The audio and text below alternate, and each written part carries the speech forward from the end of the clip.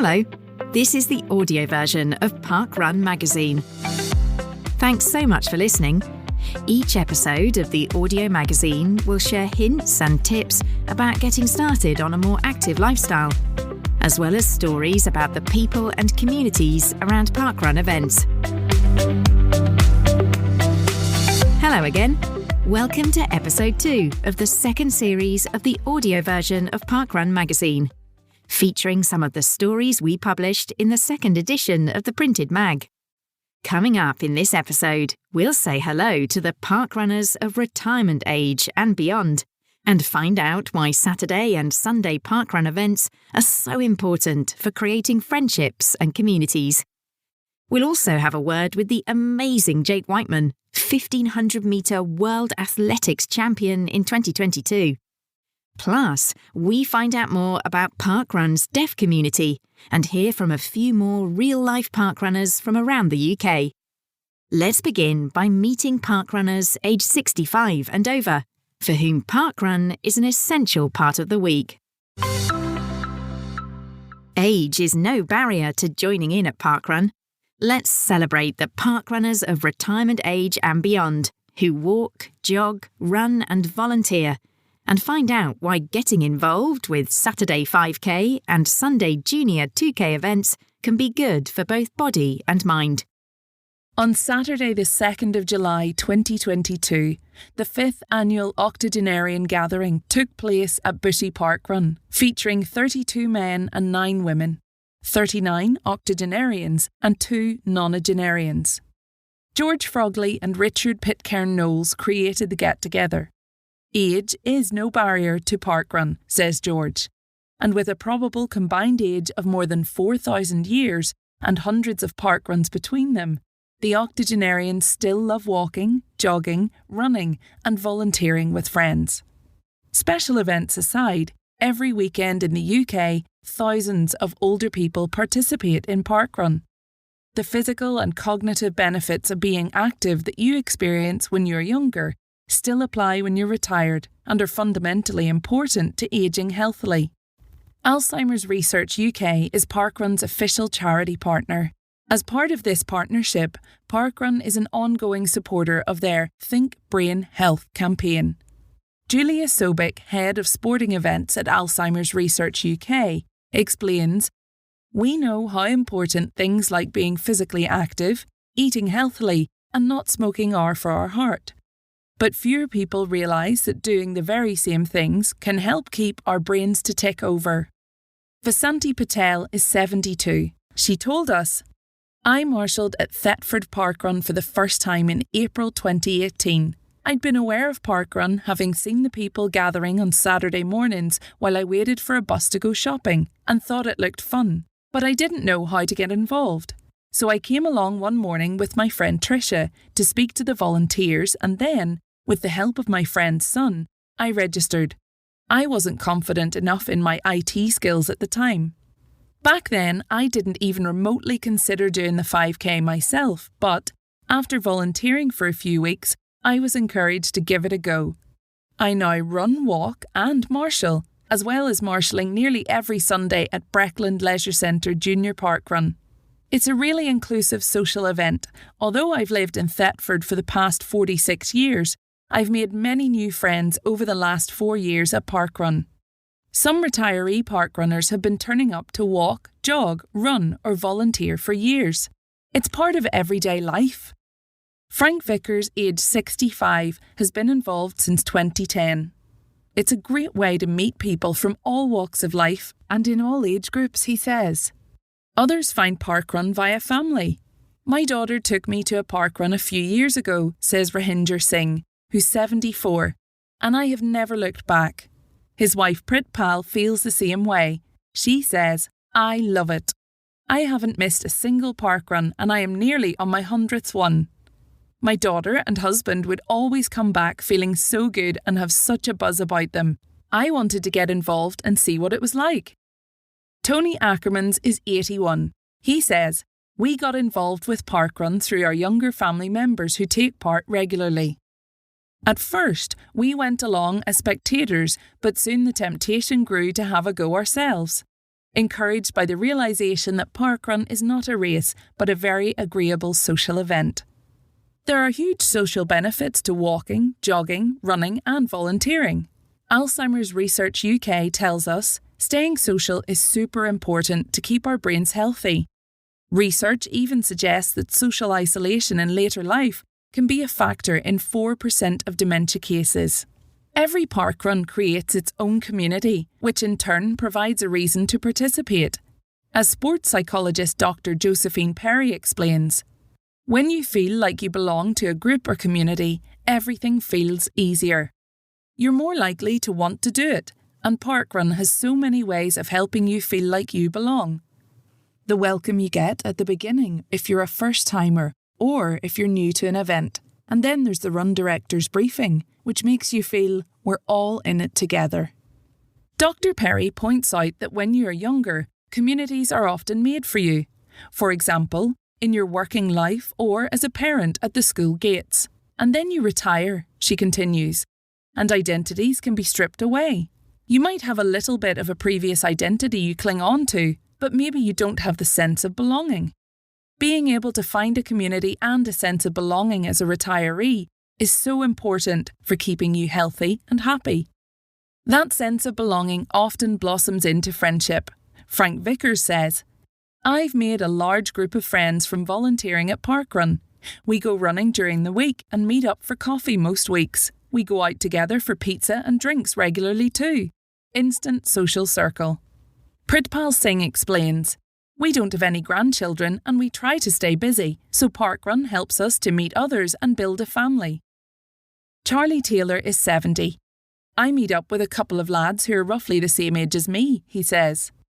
Charlie's first parkrun was in 2017 after recovering from a heart attack. We have a chat before the start. I didn't know them before I started going to parkrun. Now Charlie, David and John challenge each other. Margaret Smith, aged 88, tells us her story.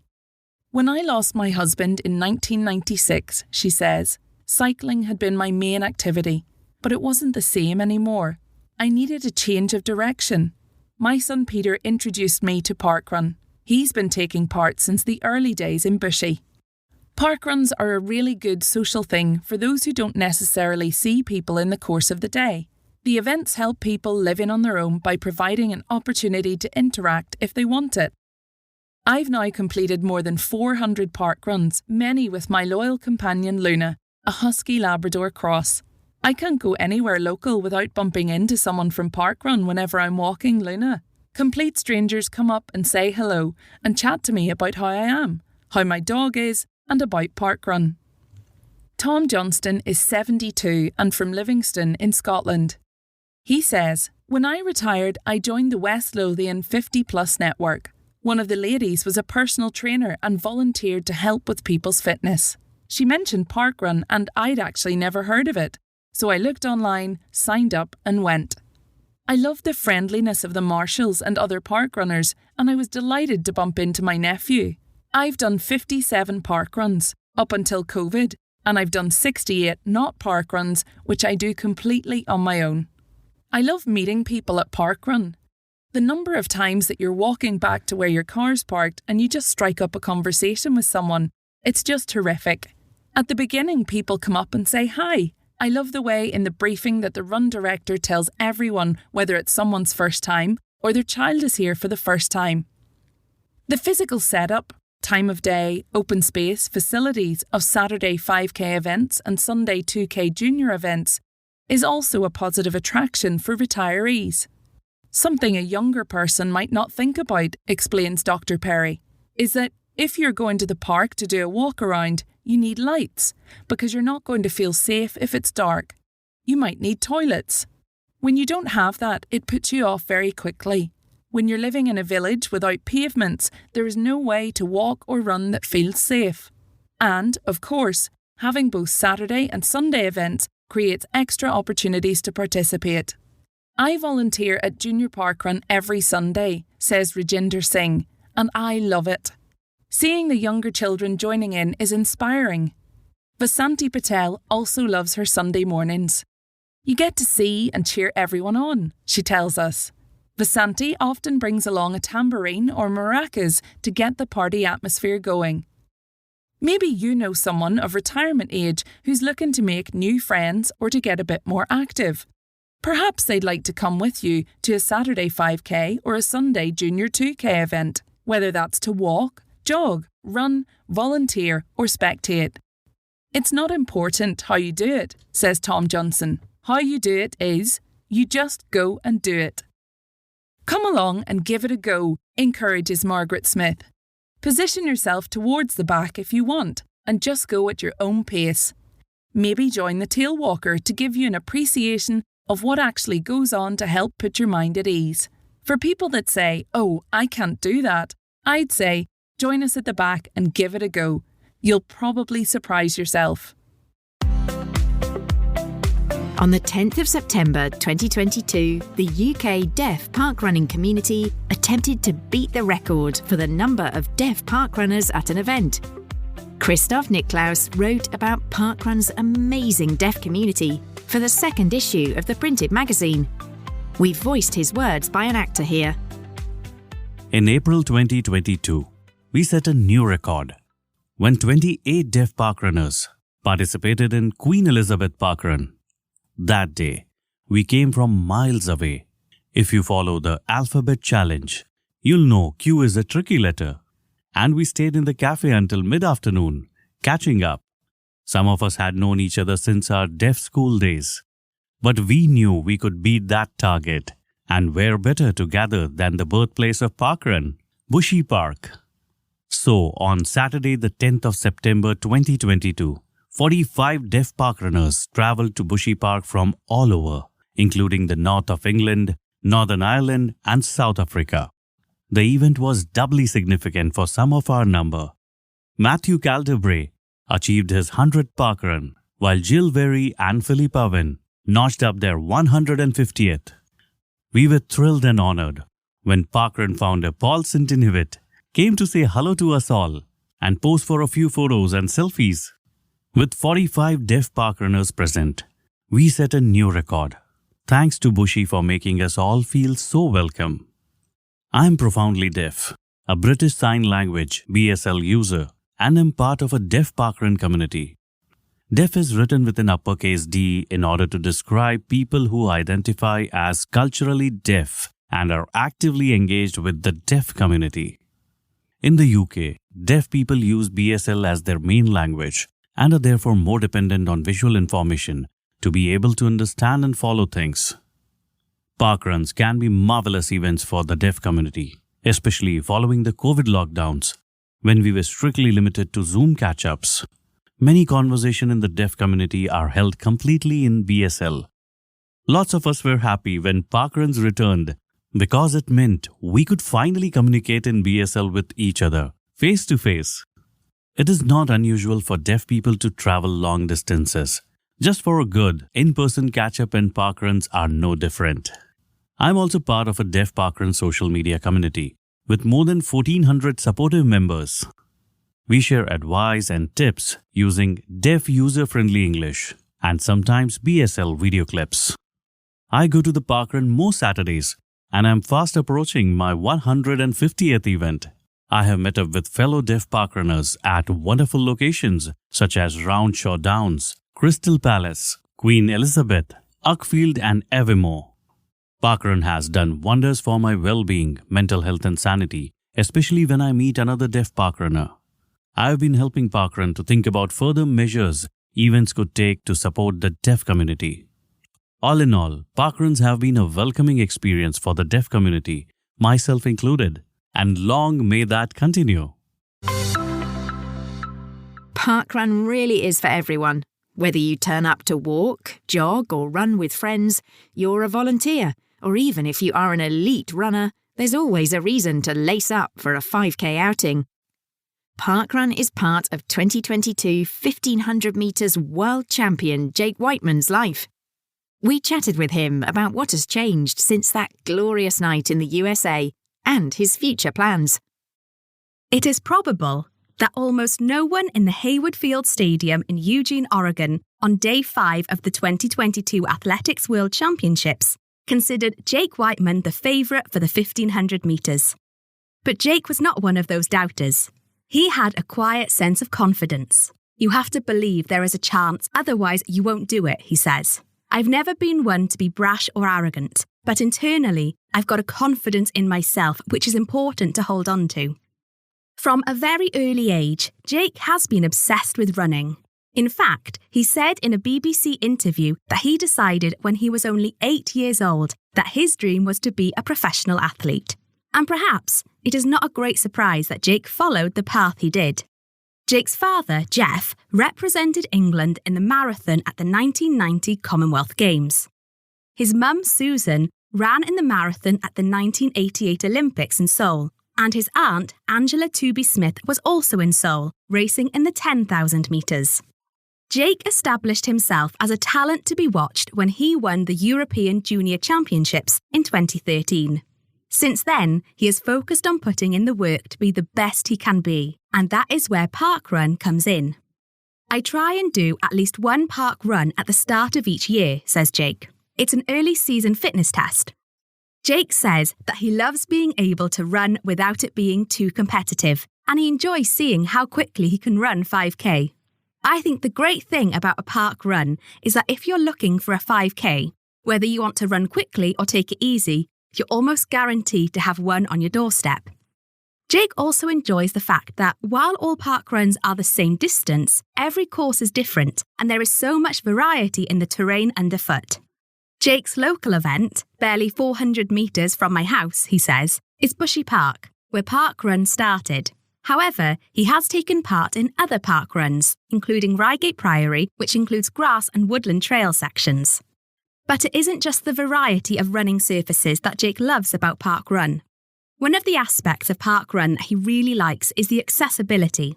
The fact that in the UK there are so many events that lots of people can get to one easily. Jake also appreciates the fact that parkrun is time efficient. A parkrun won't take up all of your time, he explains. It's not like you've got to go out for a 3-hour bike ride. You can get there on a Saturday morning, run, walk or volunteer, and you'll be finished by 11 o'clock, which means you have the rest of the day available. Another element that Jake likes about parkrun is how sociable the events are. "I really enjoy the fact that everybody is there looking forward to catching up with each other, and afterwards there's always the opportunity to mingle, grab a coffee, and just enjoy the social element," he says. Perhaps it's a good thing Jake likes the social side of Saturday mornings.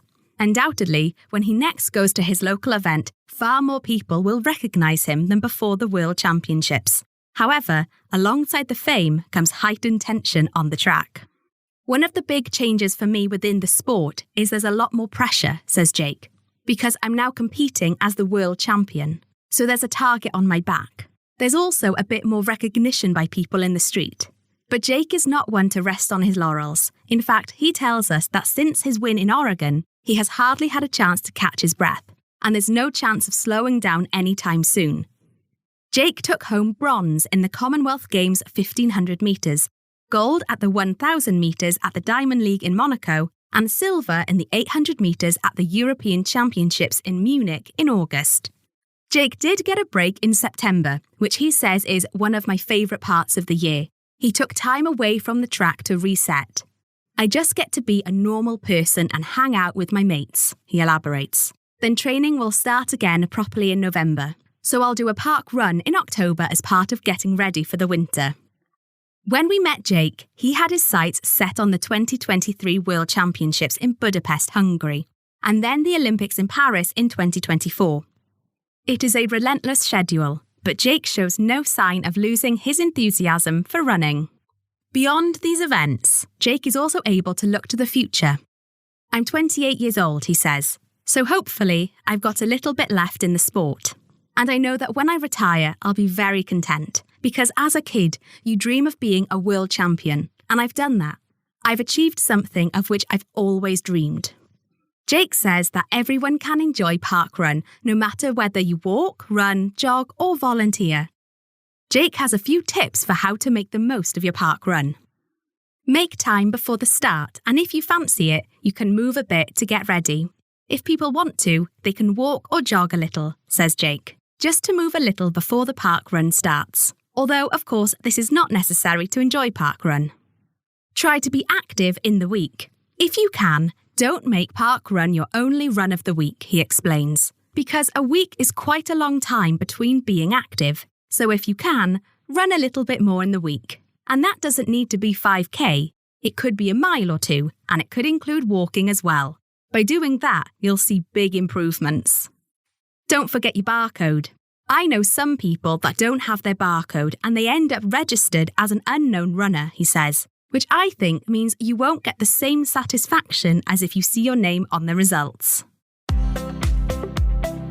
As part of an incredible summer of sport that included the Commonwealth Games and England Lionesses' victory at the Women's Euros 2022, the National Lottery, which invests more than £5.7 billion into grassroots sport in the UK, and Parkrun collaborated with a host of elite athletes to encourage people across the UK to take part in their local parkruns.